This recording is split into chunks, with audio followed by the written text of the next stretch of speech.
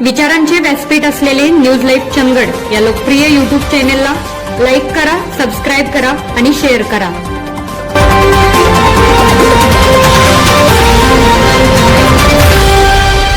नमस्कार, news live मध्ये आपल्या सर्वांचं स्वागत. आज आम्ही चंदगड येथे आहोत आणि आता जी पंचायत समिती आणि जिल्हा परिषदची निवडणूक चालू आहे त्या अनुषंगानं जे अडकूर जिल्हा परिषदेमध्ये जे उमेदवार आहेत राजश्री लक्ष्मण गावडे त्यांच्याशी आम्ही बातचीत करणार आहोत. तसेच त्यांचे जे पती आहेत लक्ष्मण गावडे जे संजय गांधी निराधार संघटनेचे अध्यक्ष आहेत त्यांच्याशी आम्ही थेट संवाद साधणार आहोत की एकंदरीत ह्या निवडणुकीमध्ये त्यांची भूमिका काय आहे.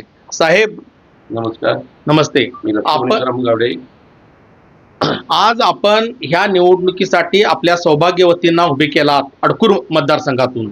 नेमकी तुम्हाला ह्या निवडणुकीला उभे राहण्याची गरज का वाटली आणि तुम्ही ह्या राजकारणामध्ये उतरण्याचं कारण काय आणि आपली भूमिका काय आहे साहेब? नमस्कार. मी आम्ही आता भाजपचे आम्ही कार्यकर्ते आहेत. आता 11 वर्ष आम्ही काम करायलोय आणि भाऊ आता मेन जे आमदार लोकप्रिय आमदार शिवाजी पाटील साहेब की आपण पूरग्रस्त त्यावेळेस आम्ही निर्णय घेतला होता की भाऊ आले होते आणि पूर्ण आपण चंदगड तालुका गडिंग्लज तालुका आजरा आपण फिरलो होतो.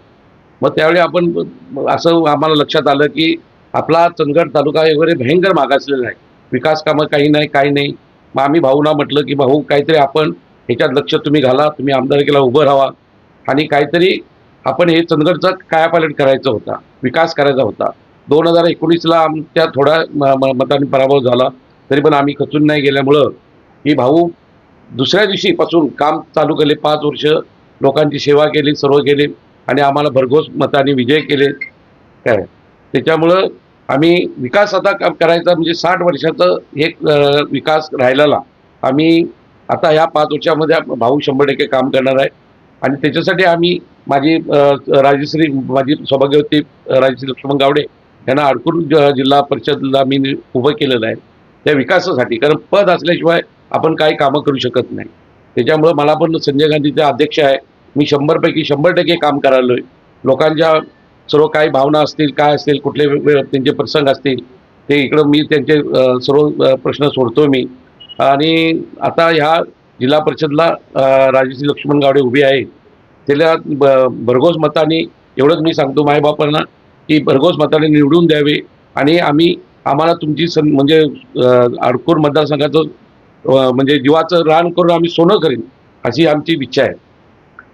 मॅडम, आपल्या पतीने सांगितलं की ह्या जिल्हा परिषद निवडणुकीमध्ये जे आपण उभे आहात की आपण जीवाचं रान करणार आणि तुम्हाला ते निवडून आणणार असं त्यांनी सांगितलं. दुसरी गोष्ट म्हणजे विधानसभेच्या निवडणुकीमध्ये आम्ही पाहिलेलं आहे की त्यांनी पायाला भिंगरी बांधून आमदार शिवाजीराव पाटलांच्यासाठी ते फिरलेत. त्याच्यानंतर नगरपंचायत असू दे त्याच्यामध्ये सुद्धा ते खूप त्यांनी चांगलं काम केलेलं आहे.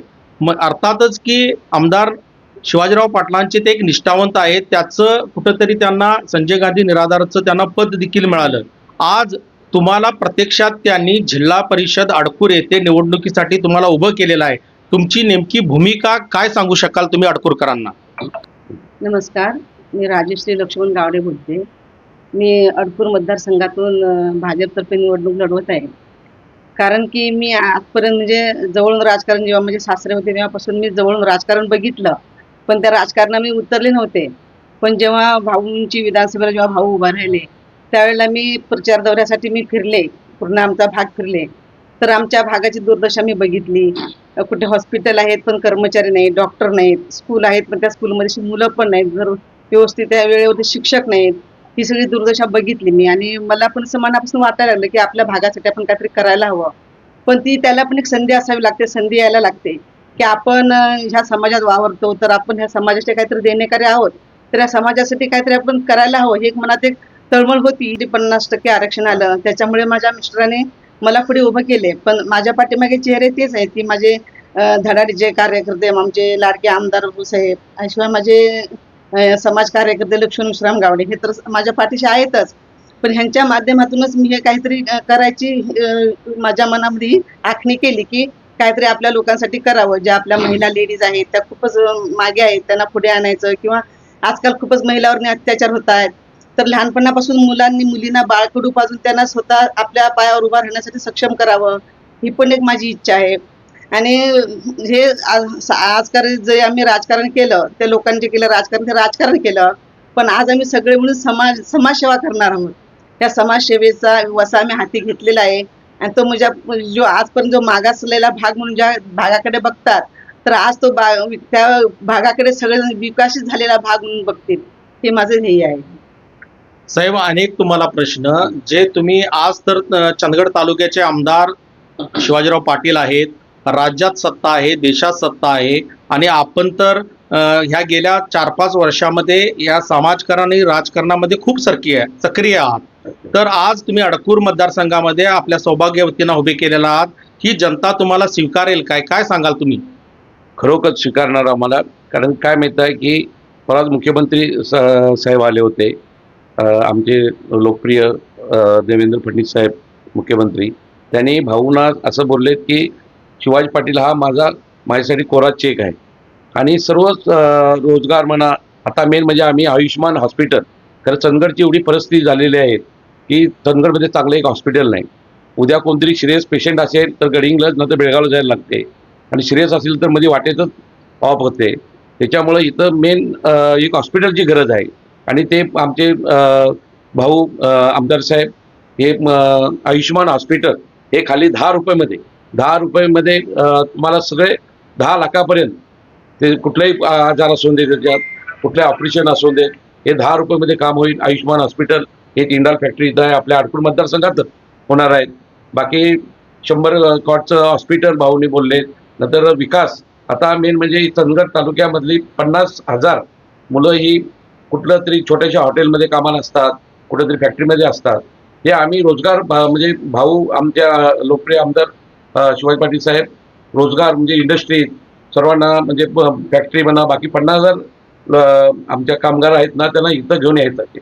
आणि आपण 50,000 इथं जर नोकऱ्या लावला असेल तर ती मुलं आपली मुलाबाळांना आपल्या फॅमिलीला सोडून तिकडं बाहेर राहतात. त्यांचं खरोखर एक आनंद होईल, चांगलं राहील, सुखी जीवन होईल, त्यांचं आयुष्य सुधरेल. ह्याच्यासाठी आमचे प्रयत्न चालू आहेत आणि हे भाऊ 100% करणार आहेत. नंतर दुसरे आपलं शक्तीपीठ महामार्ग होणार, अडकूर मतदारसंघातून जाणार, म्हणजे आपल्या चंदगडचा कायापालट करणार आहेत. आणि त्याच्यासाठी आम्हाला 100% जनता निवडून आम्हाला देणार आहे, ह्याच्यात काही शंका नाही.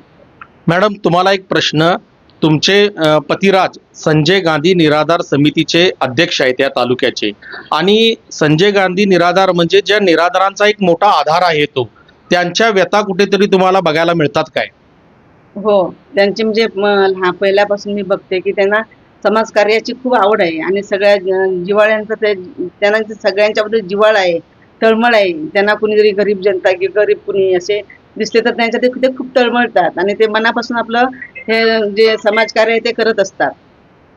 साहेब, आता शेवटचा तुमचा प्रश्न. तुम्ही ह्या अडकूरच्या जीप मधील मतदारांना काय सांगणार, काय त्यांना आव्हान करणार? मी एवढंच सांगू शकतो की अडकूर मतदारसंघातून आम्ही तुम्हाला जर विकास करायचा असेल, आणि आम्हीच विकास करणार, भाऊ आमदार आहेत विकास करणार, मी पण आहे ना, की आता भाऊ आल्यापासून आम्ही 7 वर्ष मधीपासून चालूच आहे. कारण माझ्या लहानपासूनच मला राजकारणाची आवड असल्यामुळं मी गोरगरीब जनतेला बाकी कुठलेही त्यांचे प्रश्न असू देत, मी स्वतः खर्च करून काय अशी ती त्यांची मी कामं करतो. आणि मला एक म्हणजे आवड आहे की आपली गरीब म्हणा, बाकी कोणाची समाजसेवा करण्याला मला आनंद होते.